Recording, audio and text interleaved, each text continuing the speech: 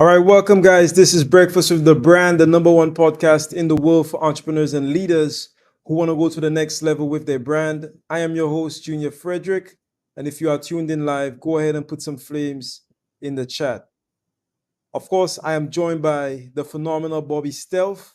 And today, we're just going to have a conversation.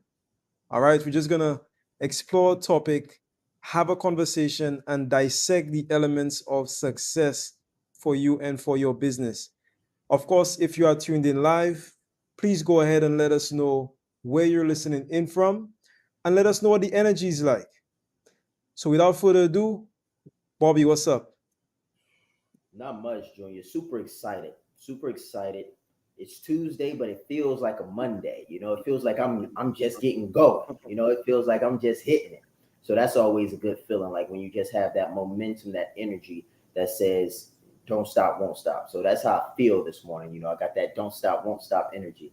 Um, I'm excited about the topic, though. I'm excited about the topic because I think as we dissect this and reveal the topic to the people, everybody's going to be able to resonate with it because we've all been in the shadows at some point in our business development process or our entrepreneurial journey. So when we dive into that, I'm sure it's going to cause a lot of people to say, I've been there. Yes, sir. Listen, Bobby, I'm excited to dive right in. I think this is gonna be like one of those conversations where it sort of takes many different turns. So I'm very interested to see. Guys, by the way, if you don't have a pen and if you don't have a notepad or something, what's written will be retained. So I'm gonna give you a couple minutes to grab that. All right. So Bobby, without further ado, man, let's go straight into the topic. I know we're starting off not necessarily late, but we are coming on a little bit after the time. So let's dive right in, man. I'm super excited to get started. Yeah, me too. So we're going to be diving into it's not about the credit, it's about the results. All right. Now, what's interesting about this is that just about every success story, especially in the coaching, closing, speaking business, like in that arena of professional services and elite performance, most people were groomed. They were groomed. So if you think about Bob Proctor, he had Earl Nightingale, if I remember correctly. If you think about Earl Nightingale, I'm pretty sure he was under Napoleon Hill. They were around the same time, at least. And then when you think back to Tony Robbins, I believe Tony Robbins was under Bob Proctor. And then when you think about people like Eric Thomas, he came from, I believe, that same lineage time frame as Tony Robbins. And then you have people like Shaan and all these other individuals. Like everybody's got a lineage. So what's interesting about this is that when you're accumulating your skill set, you're normally not getting the credit. Imagine that. When you're doing the hardest work, you're getting the least credit. And when you're doing the least manual labor, you're getting all the credit. Like really think about that. Like if you are the business owner, like if you're Elon Musk and you own this billion-dollar company, how much work on the actual vehicles do you think Elon Musk is really doing? He's probably just designing. He's approving. He's doing thumbs up, thumbs down. Like this is what he does. Now, obviously, he does a lot more than that. But at the end of the day, all those workers that are crushing it, accumulating skills, improving their proficiency, and mastering their craft are rarely heard about in the news. So the interesting thing is, how do you handle the shadow work? How do you handle the being in the shadows doing all the work? Because if it's too much ego, too much pride, entrepreneurship is going to be a long, hard journey for you because you're not going to get initially all the credit and no one's going to know half of the work you do. So that's kind of what we're going to be diving into because everybody has to start somewhere. Everybody's going to be in someone's shadow, and it's actually a gift to be in the right shadow because you're learning and you're shaded from the sun. So that's kind of what I want to dive into today, Junior. And I want to get your perspective on being a coachee, a mentee, being a mentor. and being a business owner, and really how you've navigated climbing the ranks, helping other people through the ranks, and being in the shadows while doing massive amounts of work that very few people ever know got done. Yes, sir. So this is actually a very, very phenomenal topic for so many reasons. You know, people often say stuff like the success I deserve, or they deserve this or they deserve that. When you talk about getting credit, Bobby, like the way I think of that is, and I just, like I say, I always optimize for truth. So in my mind, I'm saying, like, if you're just starting off, do you actually deserve credit? Have you earned any credit? You haven't earned any credit. You haven't done anything. So why should you get credit? If you haven't done anything, to me, you shouldn't get any credit. You shouldn't get credit for not doing anything. I don't believe in what do they do? The second place, not second place, but like the seventh place trophy and stuff like that. I don't believe in that stuff. That stuff to me doesn't exist. Okay. If you haven't done something successful, you don't get credit. When That's you right. do something, you get credit. So, but what this brings to mind is as you mentioned so many things there. You literally pack like four topics into one. So let's dissect the credit thing. And let's dissect the coachee and the coach and the mentor and the mentee. Like you say, I believe everybody does have a lineage, and it's not even about my belief. There's evidence for that. It's very evident that every single person does have a lineage. Every coach has a coach. Every mentor had a mentor or has a mentor. Okay, so that's just the way it works because it's all about this word. It's all about leverage. So if you're taking notes, you could literally write this down. It's all about leverage. Now, Bobby, when you talk about launching a business in the beginning and getting no credit, but you spoke about, you know, when you get to a certain point where you don't have to do most of the manual work, that's called building leverage over time. That's called building a system. That's called building a platform. That's called building credit. So you're building credit. Because if I'm building something, Bobby, if I'm building a system that now system is something that achieves repeatable results. So the work that I'm doing today, if I build a system that could recreate those results without me being there, I don't have to do the manual work to get the same result. Does that make sense? I don't That's have to right. do the manual work to get the same result. Now, somebody posed this perspective to me, and I'm going to pose it to you and to the audience. The last time I was listening in on a conversation about work. So it's like CEOs don't work.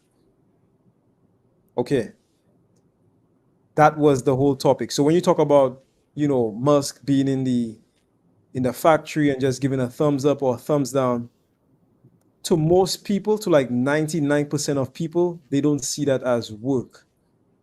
But here's a different perspective on work. Okay? Somebody asked the question, who is the hardest working man in the world? Who is the hardest working man in the world? Okay? So let me ask the audience. Who would you say is the hardest working man or woman in the world? Just put it in the chat. Okay? And you know what they said, Bobby? It's They that. said the richest. The richest person is the hardest working person. The person that has the most money is the hardest working person. And at the time, it was Elon Musk. He was the richest man in the world at the time. So they said Elon Musk was the hardest working person in the world. So I said, okay, that's interesting. And then I started to listen in for why. Why is he the hardest working person in the world? Well, that depends on how you define work. You see, the employee or the average person looks at work as a manual task, meaning that I have to move something from here to here. I have to click a button. I have to do this. I have to do that. Okay. But let me ask you a question, Bobby. When your company achieves something, so let's say you build a company, you're the CEO, you're the head of the company. When your company achieves something, who does the credit go to? It goes to you. That's right. Now, if you really think about it, This is actually you doing work. If you hire somebody to do work for you, this is you doing work. If you build a system, this is you doing work because that is you, okay, allocating a resource towards getting a result. Now, sometimes the resource is time, sometimes it's expertise, sometimes the resource is money. Now, it also goes into what do we call money and how do we think about money? So, if you ask Elon Musk, what is money? Elon Musk will tell you money is just an asset for, it's just a device, it's a mechanism, or it's just a tool for asset allocation. That's it. That's the way he defines it. And that's the way many billionaires look at it. So, in other words, Bobby, I've gotten leverage to acquire this. Now, money, another way you could look at money is as energy. The more money you have, the more stored energy you have. If I'm deploying my energy to get results, then I'm doing work. Think about it. Does this make sense to everybody? Put it in the chat. Bobby, you're an economist. You're a Yeah, finance guy. You get what I'm saying? I What do. is I an love economy? this. I love it. What is an economy? An economy is the sum, it's just energy. That's why you have GDP. When they talk about GDP, they look at energy. Money is just energy. Money is evidence of the exchange of energy. That's it. If you have a lot of money, it means you have a lot of energy that you can deploy. I can pay you to cook my food. I can pay you to take out the trash. I can pay you to do this. I can pay you to do something. So I am putting out energy to get work done. So when you ask me who's the hardest working person, the hardest working person is the person that deploys the most energy. And in this case, in our society, we just call it money. Hmm. So I can pay multiple people to get multiple things done, but it's still me getting it done because without me, it doesn't get done. You know, Junior, one thing that this entire conversation is bringing up for me is getting to the point where you have stored energy. I think one of the biggest reasons for mentorship programs, and I've been hearing some interesting things about mentorship. A lot of people are now saying coaching is at a cost, mentorship should be free. Okay. I don't know if I believe that or not. But I will say that anytime you are learning something and the thing that you're learning can maximize the effectiveness in which you do something, it can increase rather the effectiveness in which you do something, then it's rightfully purchased. Like I'll say it differently. I'll say it like this. Anytime I learn something that can help me make more money, it's worth paying for. I'll say it like that. Anytime I can learn something that will make me more money, it's worth paying for. The reason this logic makes sense to me is because I only have to learn it one time, right? Only got to learn it one time. And after I learn it, I can use it for as long as I desire, which means the likelihood of a return on investment being more than what I originally paid is very, very high. Now, why is this significant? Because if you're an entrepreneur and you're trying to build your business and you're trying to get things rolling, you might not have a lot of energy, money, stored capital that you can deploy. So how do you get it? Well, you got to learn. What's the saying that they say now? Learn so you can earn. Earn while you learn. Like that's what everybody's saying these days. But it goes back to the original topic, which is you have to be obsessed with the results and indifferent to the credit, in my experience. In the early stages of building your business, if you want to be truly successful, one of the best things you can do is become obsessed with the results and indifferent to the credit. Because when you become obsessed with the results, what happens is you figure out how to achieve results. And my philosophy and formula, very simple. Please write this down if you're taking notes. And because you're very smart, I know you're taking notes. So write this down. Results come from massive action taken at the highest point of leverage. That's where the best results come from. Massive action taken at the highest point of leverage. If you take nominal or small action at the point of least leverage, you have a very low likelihood of getting results. For example, if I get more leverage or speed rather, running downhill, speed will be the leverage in this case. If I get the most leverage from running downhill and I move the furthest by opening my stride, I'm gonna lay this out for you so you guys can really see results. So imagine you've got a flat land, you've got an incline, and you've got a decline. Okay. If I am running straight on a flat land, the wider my stride and the more power I apply, the further I go. Now that's neutral resistance, no leverage. Now, if I were to run down here, I am employing leverage. The leverage that I'm employing is the slope. So because if I took the same energy that I had sprinting with an open stride on flat land and I started running down slope at an incline or at a decline rather, I'm going to go faster. Now, if I were running uphill, same stride, same energy, I'm going to go slower. So what does all of this have to do with business?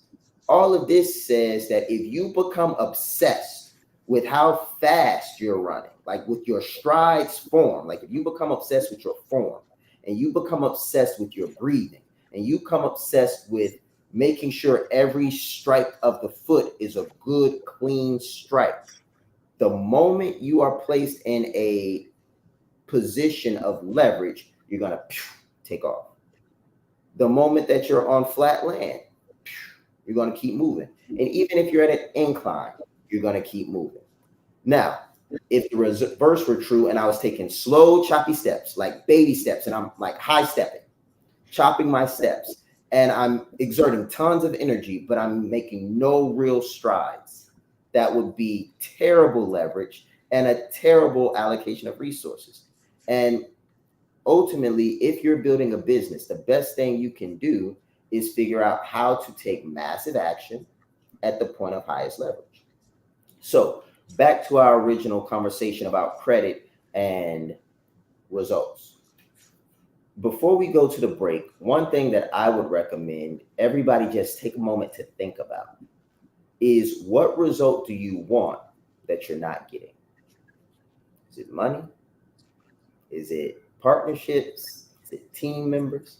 And then put it in the chat. Please don't be afraid. Don't be ashamed. Don't be like insecure about it. Like, put it in the chat, because we all have a result that we're seeking that we've yet to achieve. And it's rarely because we can achieve it. It's simply because we haven't figured out how. And that's something oftentimes that can be fixed with a conversation. I said Shaan right east.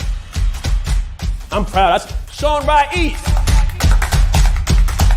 Leadership is not the brand they made for us. Listen, he brought fire, heat. He didn't hold back. 20 years down the line, what I could sell, why not serve first? Service over salary. Branding like a leader closes the gap for people who want branding. Speaking like a leader closes the gap for people who are nervous about speaking. If Steve Jobs would have speculated, we wouldn't have Apple. He changed lives. He helped people open up their business and start their business. We are the brand. Some people say, Shaan, should I quit my job? Mentally, yes. As a speaker too, to be able to learn from him and watch him and you know, game respects game. And I want to have that much game someday. The right client, pay $500,000 for what you do. You have to be bold in your beliefs. He has been an amazing asset to this event and a pleasure to work with. Very captivating, collaborative, worked very well with the audience. I want to help you. Put a 0 behind your number, right? The session was great. How he is online, virtually, he is even more phenomenal in person. Be the face of change that you want to see. Stop asking questions and start giving demands. The entire team has just been absolutely incredible. They are a joy to work with. They go above and beyond. Give yourself a round of applause. applause. Yes, yes, yes. Confidence is key. Most of the people I work with, they have the education, the experience, and the expertise. We call those the 3 E's. But they're looking for the 3 I's, the income, the impact, and the independence. And I always tell them that the bridge between the 3 E's and the 3 I's is marrying your confidence to your competence. Most of the people I work with, again, have all of the competence in the world. What I help them do is get the confidence.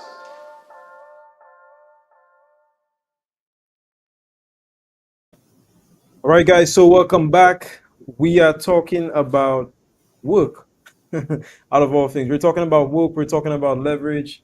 We're talking about taking massive action. Bobby was just giving us this phenomenal analogy.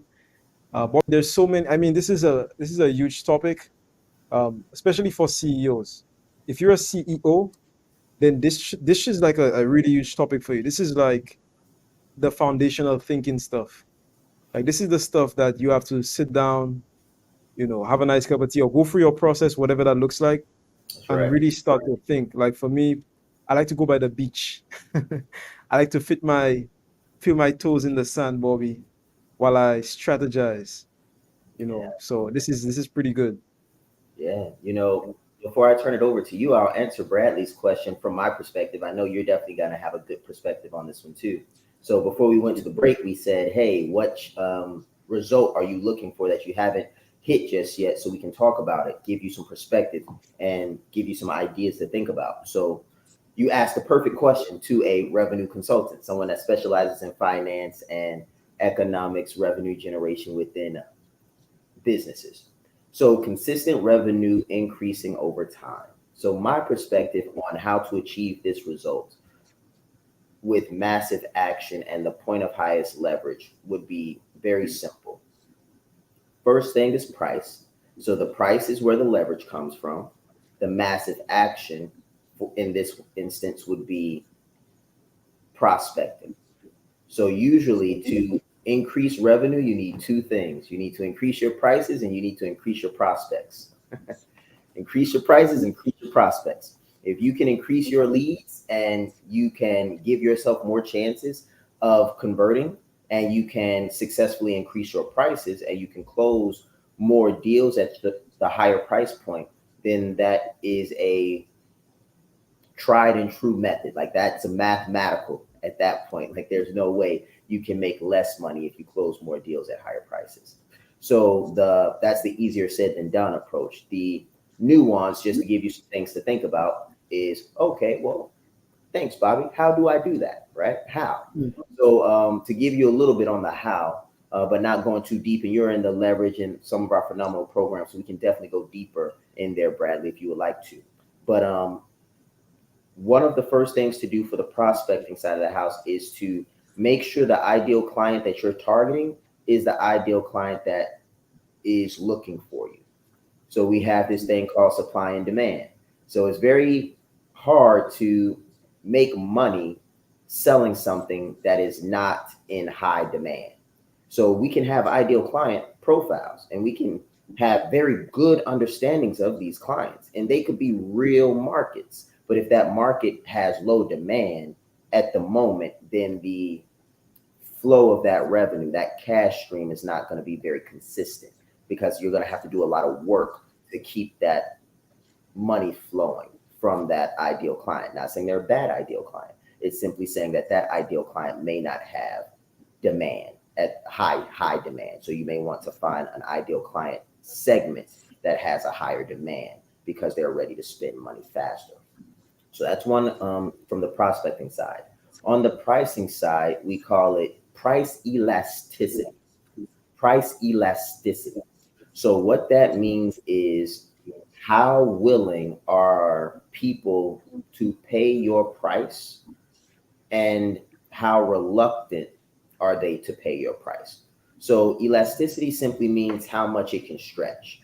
So for example, let's say baby formula.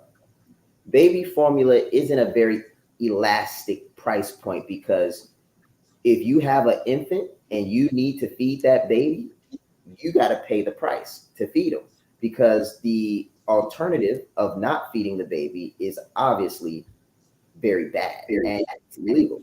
So that means those people can set those prices very inelastically. They can say it's $40 for baby formula. And guess what? Everybody that's got to feed their babies with formula are paying $40 and they're going to go without whatever else. And the people that set those prices can just leave them there because they're inelastic. Like you can't go anywhere else as long as everybody's setting the price at that point. So for you, you want to understand how elastic is your pricing. And the fastest way to figure that out is to see what range of price points are out there for your services. So us, we're a premium brand. There is a very wide range of coaching prices, which can be challenging if you're not a premium brand because people have all of these different alternatives, which means our price points are quite elastic in this industry of premium coaching. However, we're also price setters because our product is so premium, so good, and so effective that we've become an OVO. So that's just some insight. And then I'm turning it over to Junior before we go to Tia. And if we want, Junior, if you like, we can kind of round robin this for Tia as well. But that's my perspective, Bradley. And please put some flames or some ones in the chat if that was helpful or if that created another question for you. But Junior, definitely all yours if you want to take a crack at that question, because I know you've seen it from a different perspective. Yeah. So, all right, let me bring it back up. So, all right, it says consistent revenue increasing over time. So when I read that, Bobby, what that says to me, I mean, revenue comes from value. So, Bradley, to answer your question in a very simple way, if you want consistent revenue increasing over time, find a way to deliver consistent value over time. And find a way to deliver consistent increasing value over time. It's that simple. So if you have a client, map out the customer journey. And by the way, the more technical, you know, term for this is what we call lifetime and then lifetime value. That's literally the actual technical term for it. If you want to increase your lifetime value, meaning the lifetime value of your customer, you just have to give them more value over time. So find ways to always improve your service. So give them more value, help them more, target their needs, help your clients be more successful, and then you be more successful. That's literally that's what I have on it, Bobby, because that's the answer. Revenue comes from value. If you want increasing revenue over time, all you have to do is to deliver consistent value and increase that over time, and then you'll get consistent revenue that will be increasing over time. It's literally that simple. So find a way to deliver more value to the people that you work with over time, and then you should have revenue coming in consistently over time. Yeah. Let's go to Tia. So Tia says, I discovered I simply want to live a good life and lifestyle by helping those that I can. As I realize it's not work when you are doing what you enjoy and earn revenue over time. So let me read that again. I discovered I simply want to live a good life and lifestyle by helping those that I can. As I realize it's not work when you are doing what you enjoy and earn revenue over time. All right, so I'm not sure if there's a question there. Tia, is there a question there? Can you specify? I'm not sure if there's a question there. Do you think there's a question there, Bobby? I don't think Yes. I see it. I see it. I think she made statements with because I talked to Tia quite a bit, I can kind of hear her voice. So I think she made some statements that are questions. So let's dive into that. I discovered I simply want to live a good life and lifestyle by helping those that I can. I think she wants us to dive into lifestyle development around building your ideal life around your ideal business. So that statement, I believe, is she wants us to dive into that. As I realize it's not work when you are doing what you enjoy and earn revenue over time. So nope, she clarified, no questions. So we can move on. Okay. All right. So we could have dived more into this. Maybe we can. Or if you have a question, Bobby, let's go to your question. But Yeah. this one, maybe we can dive into this. I don't know. You let us know, Tia, but I can definitely talk about that because I have a different perspective on that. So, and I'm gonna say something. So I think it's very interesting, Bobby, and we have to be very careful. You know, a lot of people, there's a lot of like catchphrases and stuff like that that sound great, but we have to really like dive into what we say and also just analyze it from like an objective perspective. So okay, so she says, as I realize it's not work when you are doing what you enjoy and earn revenue over time. So it doesn't feel like work, Tia, but it is work. It technically is work, even if it doesn't feel like it. I think that's what you're saying.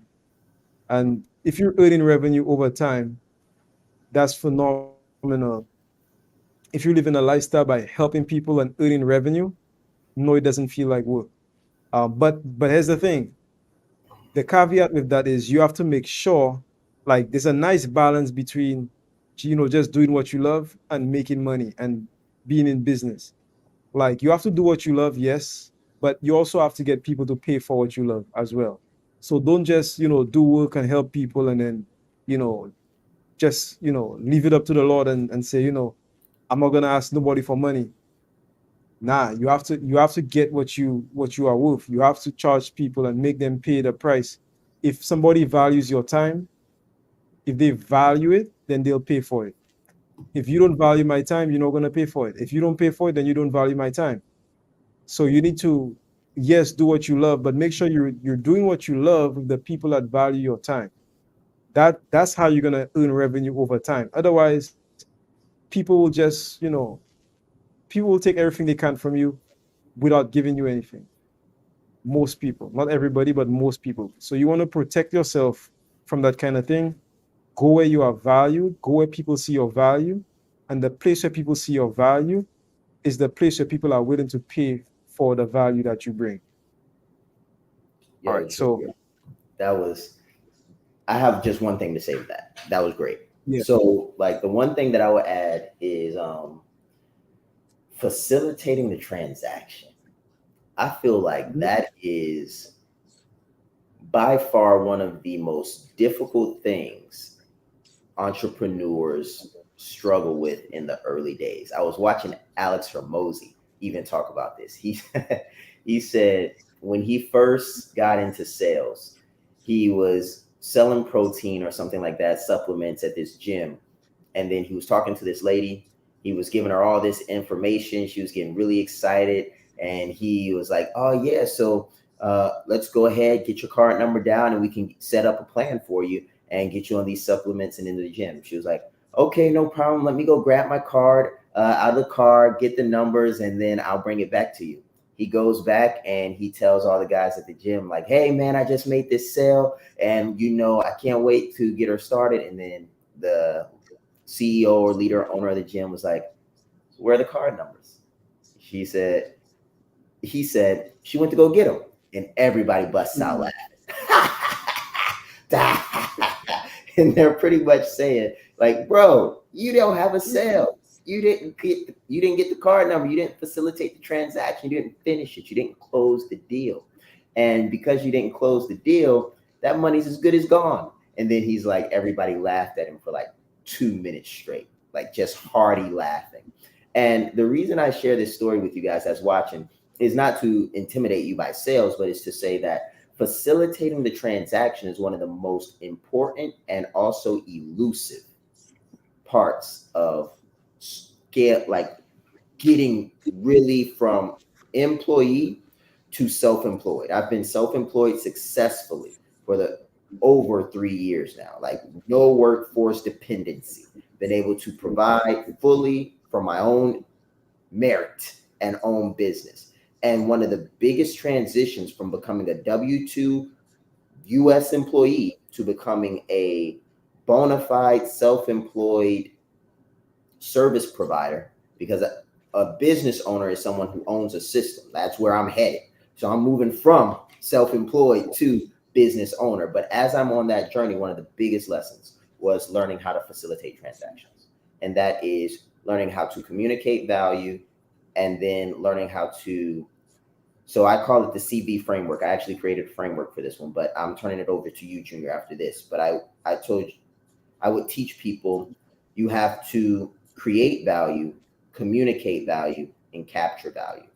Those are the three components of facilitating a transaction in business. So you have to first create the value, then you have to communicate the value effectively to the marketplace, and then you have to capture the value in the form of a profit, meaning you have to have the means to deliver the service, and then you have to have the mechanism to convert the lead into a sale, and then you have to have the system in place or the operation in place that allows you to facilitate the capturing of that value, of the value you provide. And you capture that value by running an operation that's less expensive to deliver the service than it costs you to provide it. So you're making more money than it costs you to provide the service. And the excess, the profit, is where you scale. So the last thing, I keep saying the last thing, but this is honestly the last thing, but I need to connect this dot for a lot of people. Most times, people go out of business because they don't use the profit properly. So what they see that they have a profit margin. And what they think a profit margin is they're like, I hear this all the time. I have low overhead. I have low overhead. I have low overhead. I'm a speaker. I don't have to pay for a lease. I don't have to pay for electricity. I don't have to pay for all these things. So in their mind, they're thinking like, oh, I don't have any expenses. And they're right. They have a very good profit margin, technically, but they don't use their profit properly. What they do is they take their profit and they hoard it. They put it in their pocket. And when they put that profit in their pocket, they don't grow the business, because you actually grow the business by growing yourself. So the profit margin is actually for reinvestment into you. And that is significant, because you have to have a business that can generate a profit if you're going to have a business that can actually grow. Because if there's no profitability, and profit and equity, two different things, but we're not going down that road. Yes, sir. Bobby, we're going to go to a quick break. And then when we come back, we're going to dive more into this topic. So, guys, ladies, stay tuned. We'll be right back. This is Breakfast with the Brand. I said Shaan Ride East. I'm proud. I said Shaan Ride East. Leadership is not the brand they made for us. Listen, he brought fire, heat. He didn't hold back. 20 years down the line, what I could sell, why not serve first? Service over salary. Branding like a leader closes the gap for people who want branding. Speaking like a leader closes the gap for people who are nervous about speaking. If Steve Jobs would have speculated, we wouldn't have Apple. He changed lives. He helped people open up their business and start their business. We are the brand. Some people say, Shaan, should I quit my job? Mentally, yes. As a speaker too, to be able to learn from him and watch him and game respects game. And I want to have that much game someday. The right client, pay $500,000 for what you do. You have to be bold in your beliefs. He has been an amazing asset to this event and a pleasure to work with. Very captivating, collaborative, worked very well with the audience. I want to help you. Put a 0 behind your number, right? The session was great. How he is online, virtually, he is even more phenomenal in person. Be the face of change that you want to see. Stop asking questions and start giving demands. The entire team has just been absolutely incredible. They are a joy to work with. They go above and beyond. Give yourself a round of applause. Yes, yes, yes. When I think of brand you, I think of being your best self, your most authentic. The reason why we were able to crush business, absolutely dominate in business without having the marketing list, without having the email huge list, without having the Facebook ads and the advertising budget, without knowing the algorithm. The reason we were able to do this is because I branded myself. I told my authentic story and I was comfortable in my skin. Why? Because it was that time in the world where everything was shifting. It was 2020, March. So you remember what happened during that time. It was like the world was coming to an end. So you didn't have anything to hold back. So I chose to give everything that I had and be everything that I am. And because I was that, because I branded me, because I was authentic, everything shifted. And people wanted more. And they wanted to know more about me and how they could become more comfortable in their skin. Listen, guys, when you brand you and not what you do, you're gonna add a zero to the world, but you'll also add a zero to your revenue. Let's grow.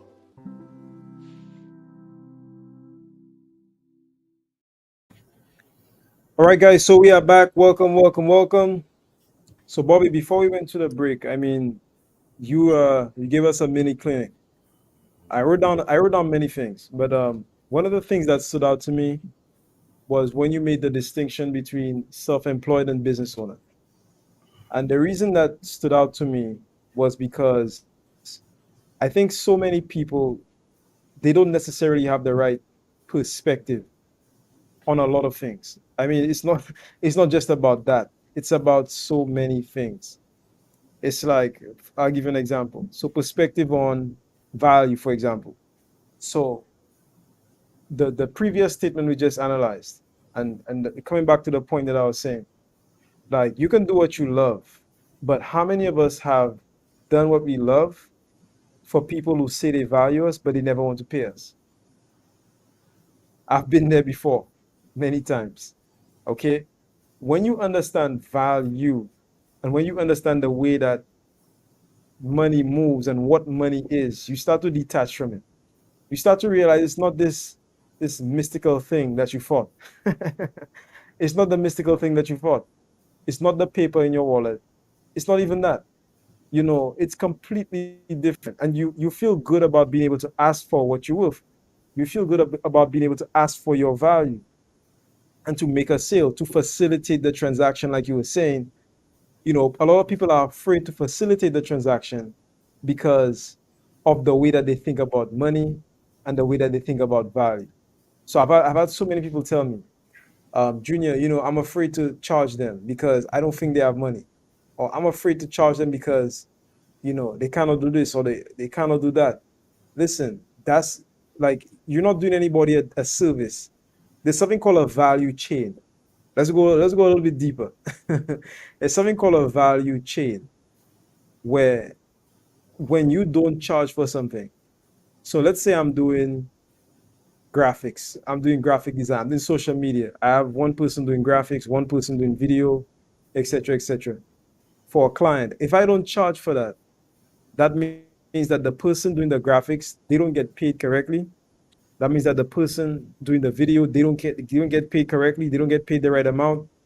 And when they don't get paid correctly, they cannot, by extension, buy the things that they need to buy.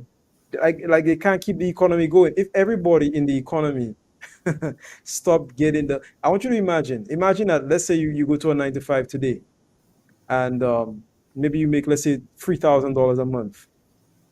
And then tomorrow, the boss paid you like 2,500, just 500 less. Bobby, do you know the uproar that would happen if you had $500 less at the end of the month? That means that whatever plans you had, maybe that $500, you use it to go on a date. Maybe you use it to get extra stuff for your kids. Maybe you use it to pay for your school. So many things, right? That's right. So when you don't charge for what you do, you're inadvertently affecting a value chain, because now you need services that you cannot buy, okay, that you cannot afford, and the reason you cannot afford the service is because you're working and not charging. And then by extension, maybe the person that you need the service from then has to charge you less, okay? Or they don't charge you at all. And when they don't charge you, guess what? They have to pay somebody else that they cannot pay. Like, that's the way it works. So do what you love, but understand value. Get the right perspective in business. Like, business is about the facilitation of value. So it's about value moving from hand to hand, and that's what literally keeps the economy going. An economy is the sum of the transactions within place, whether it's a company, whether it's a government, a nation, a state, etc., etc. That is what an economy is, the sum of the transactions within that area. So by doing sales, you are literally moving the economy. You are keeping the economy flowing. So you know what's interesting, Bobby? I heard a guy say this once. He says that, when we talk about money, we always refer to money as liquid. You notice that? Yep. We talk in maritime language. So we say money is liquid, money flows, money, that's the way we talk about it. That's because it flows like water. It's supposed to flow. It's supposed to flow from you to somebody else, and then from somebody else to you.